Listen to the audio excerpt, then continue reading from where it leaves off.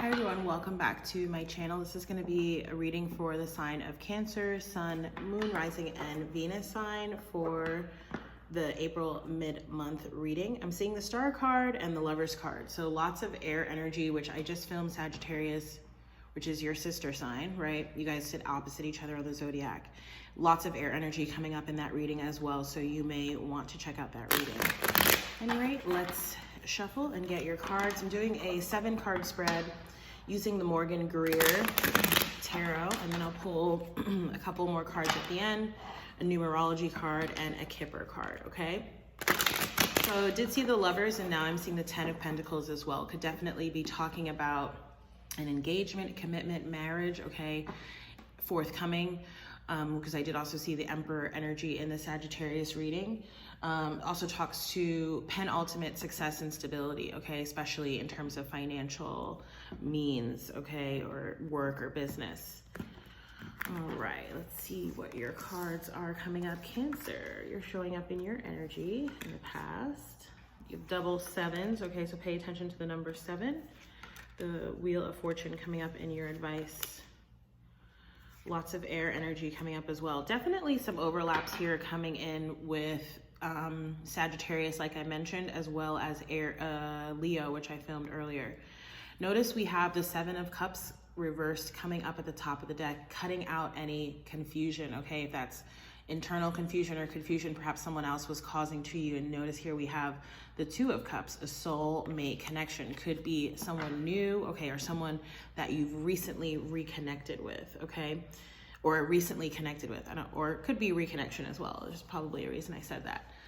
Showing up in your energy in the past here with the Queen of Cups, Pisces, Cancer, Scorpio energy, right? Really connecting with your heart and your emotions there, thinking about how you're going to invest your time, attention, energy, and emotions, right? That's the past energy. I feel like it's almost interesting too, like I'm not filming the cards, but I will post photos of them onto Instagram. The way that this card is sitting in the past, it's almost as if it's a very contemplative energy around the past, around processing past emotions perhaps, okay? In your present energy, 7 of Pentacles, more sort of past looking energy, but 7 of Pentacles energy is like looking at the past to see what worked and what didn't. What can we basically build upon, right? What seeds have we sown that have sprouted, and how can we continue to build upon that? It's like this metaphorical garden of your own life, okay? And this is your present energy. But again, both cards here are actually facing the same direction, which in the way that I'm looking at the cards here feels very past looking. But again, not like living in the past, not trying to recreate the past, but really learning from the past and growing from it. All right, in your future energy, we have the 7 of Wands. Who did this? Maybe Libra had this earlier today. Yeah, I think so. Not in the same placement, but this is in your future energy, okay? So with the 6 of Wands, and I am feeling this resonance with the number 6 as well as the number 7. With the 6 of Wands, to me, 6 of Wands talks about having already overcome something, some sort of triumph or victory, okay? And with the 7 of Wands, with the 7th wand here, it's like needing to really defend that or stand your ground. You know, it's almost like an energy of people coming for your spot when they realize that, you know, you are, you know, for lack of a better phrase, moving on to bigger and to better things here, okay? And again, lots of growth energy here. I'm feeling both like growing energy as well as like an action-oriented, like moving forward kind of energy here.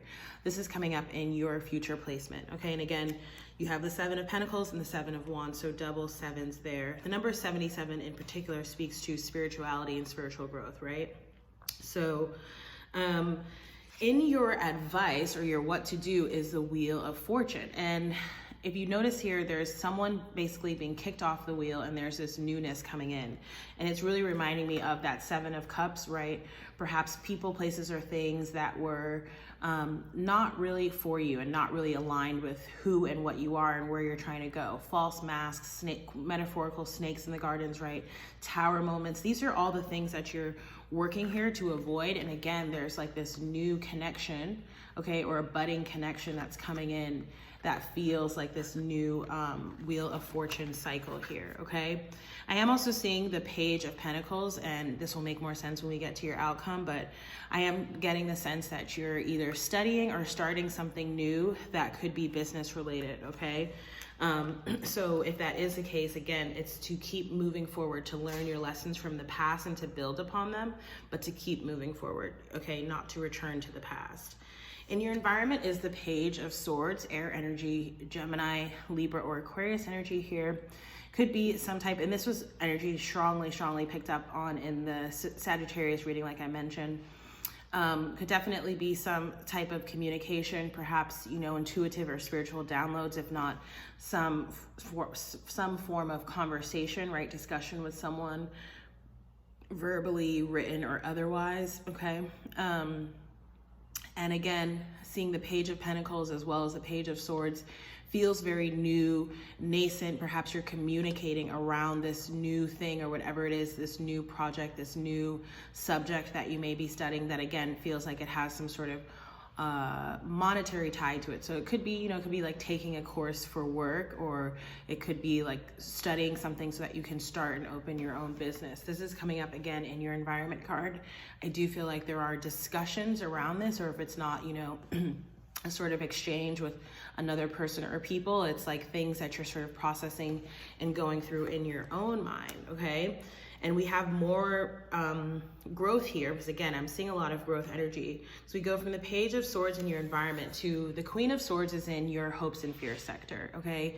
And this card is all about our discernment, okay? And I'm really being drawn to the rose, which is sort of sitting here on the heart chakra of the figure on the card.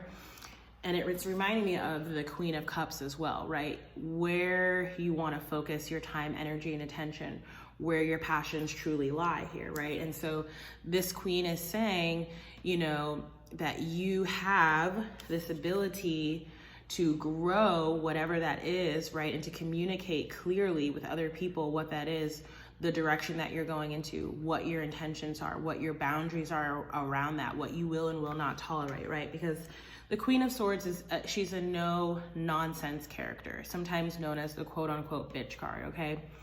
It's interesting that it's coming up in your hopes and fears sector, because it's almost like you're worried about your discernment, okay? And I'm, again, getting hints of the Sagittarius reading, because there was a lot of energy around really tapping in and paying attention to your intuition and where you're being sort of intuitively called and led to go, okay? And decisions you're being called to make based off of your intuition, based off of your heart and your soul's true knowing and true passions, right? So this is coming up in your hopes and fears.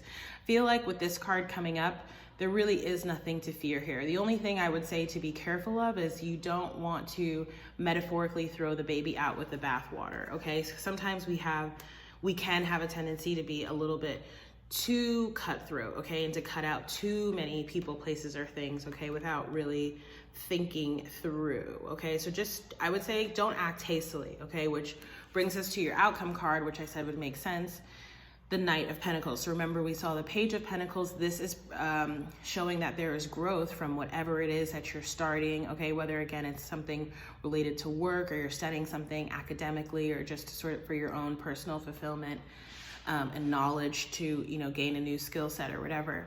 This is talking about how that's going to grow, moving forward into that. For a lot of the readings too, I've been picking up on a lot of energy around this like June to July era, like summertime, because I'm just seeing a lot of imagery around the sun, a lot of the colors yellow and orange, okay, which connect to your solar plexus and sacral chakra respectively. Also, the root chakra is coming in a little bit here, which is the color red, okay?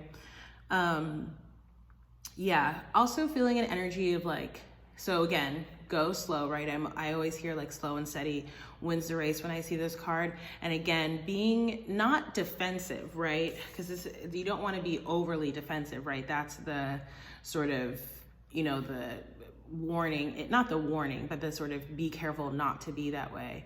But having your defenses up appropriately, right? Which is very much like that Seven of Wands energy that's coming up in your upcoming energy, all right? So I'm gonna pull a numerology card for you Cancers.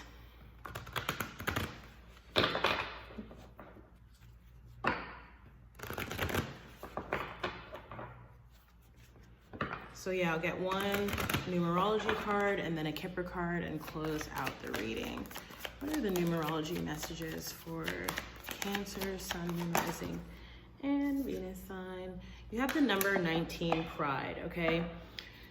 Could be an issue you're dealing with or someone around you. It does feel like it's related to a part of the past and the lessons that you were supposed to learn, okay? Or that you're learning how to apply in the present and as you move forward, okay? So I'm gonna read for this card. So it says, this card indicates a need to swallow your pride to improve your current situation and your quality of life. By admitting when you're wrong and choosing to see another's point of view, whether this person is right or wrong, you raise your vibration, which brings you closer to your dreams. The bottom line is, if you want to create a happy, harmonious life, you must let go of your need to be right or in control. To overpower, belittle, or punish another goes against the nature of your soul and takes you out of alignment. Yet when you have the courage to own up to your mistakes, you align yourself with Source. Admitting when you're wrong builds character, inner strength, and self-esteem. It opens the door for resolution and creates better relationships with others. Stubbornness and pride get you nowhere, but humility and compromise bring you closer to the realization of your dreams. And the affirmation here says, I admit my mistakes and improve my quality of life. There's a soul's growth lesson for you, right? Okay, so as I mentioned, wow, that's weird. Went to go pull a Kipper deck, but there's literally two cards here flipped over. Marriage and unexpected income.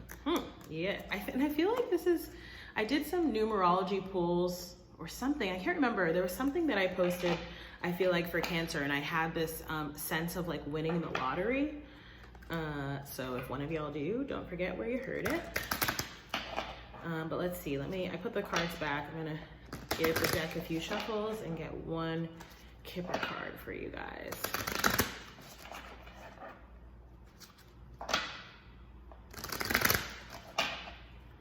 What are the messages for Cancer? High honor. This is the God card, number 25, again, which breaks down to number 7 there with the 2 and the 5. Again, really paying attention to your intuition, paying attention to the direction that your soul is calling you to go, right? Because it's almost like it's you know, an assignment. It's your soul's assignment or an assignment from God, whatever it is that you subscribe to, you know. But that is the energy that I'm feeling here, okay? So just keep moving forward. Remember, slow and steady wins the race. No need to rush, right? So Cancers, I'm gonna close your reading down there. If this reading resonated, please do like, share, comment, and subscribe. If you'd like to book a personal reading with me, you can do so through my website. Again, I'll post a photo of the reading to my Instagram account if you follow me over there. And thank you again so much for watching, and I hope to see you in the next reading. Bye.